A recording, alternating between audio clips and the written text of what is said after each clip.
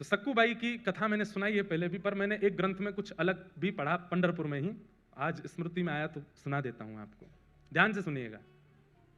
सक्कूबाई, एक वैष्णव कुल में जन्म हुआ सक्कूबाई का। परिवार, माता पिता भाई बंधु सब भक्त थे। सक्कूबाई का बाल्यकाल और विवाह से पूर्व का जीवन इतना अच्छा था क्योंकि सब भक्त थे। लेकिन विवाह के बाद कन्या कैसे कुल में जाएगी इसका कोई प्रमाण नहीं दे सकता। सक्कूबाई का विवाह किया गया, लेकिन परिवार ऐसा मिला विपरीत, और विपरीत ही नहीं, विपरीत की पराकाष्ठा।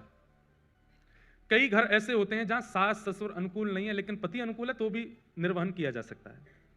पति अनुकूल नहीं है लेकिन सास ससुर अच्छे तो भी निर्वहन हो जाता है। बहुत सौभाग्यशाली मानिए कि सब अनुकूल हैं, माता पिता सास ससुर पति बच्चे सब अनुकूल हैं, बहुत बड़ी कृपा है ठाकुर जी, नहीं तो कोई ना कोई प्रतिकूल ही रहता है।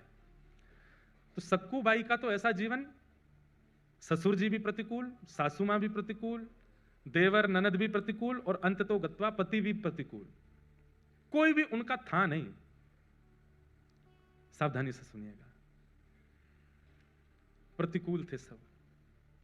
सक्कूबाई घर में आई हैं, ब्याह करके आई, ब्याह करके आते ही पहले दूसरे दिन से ही सास ने डांटना, गाली देना, बुरी तरीके से बात करना, बेवजह बिना किसी अपराध के सक्कूबाई को कष्ट देना प्रारंभ कर दिया।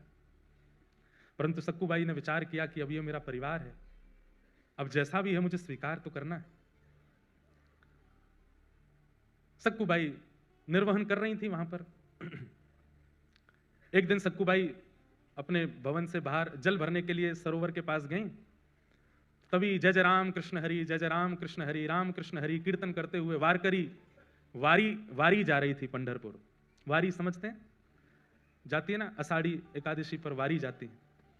मुंबई से भी बहुत वैष्णव, वारकरी वैष्णव जाते हैं। क्या अद्भुत नजारा होता है पंढरपुर के मार्गों का, जगह जगह से वारी आती है। एक बात तो माननी पड़ेगी, भारत में सब जगह भक्त हैं पर महाराष्ट्र जैसे नहीं है। महाराष्ट्र अद्भुत है। ऐसे श्री पंडरीनाथ गाते हुए, निमग्न होते हुए जय जय राम कृष्ण हरि का उद्घोष गरज करते हुए वारकरी जा रहे थे पंढरपुर। और बंधुओं, जब अत्यंत वैष्णव व्यक्ति नाम धुन सुन लेता है ना तो वो रोक नहीं पाता स्वयं को। जैसे व्यसनी व्यक्ति को व्यसन की वस्तु दिख जाए तो उसकी जीभ में पानी आता, वो भागता है उस व्यसन वस्तु की ओर। ऐसे ही भक्त जो होते हैं नाम सुनने के व्यसनी होते हैं। सक्कूबाई तो स्वयं को रोक नहीं पाई, उठ करके नृत्य करना चाहती थी, लेकिन अड़ोस पड़ोस की माताएं भी थी साथ में, तो रुक गई, बस देखती रही। नेत्रों से अश्रु गिर रहे हैं, मुख पर प्रसन्नता है, मनी मन नृत्य कर रही है, कुछ नहीं कर सकती।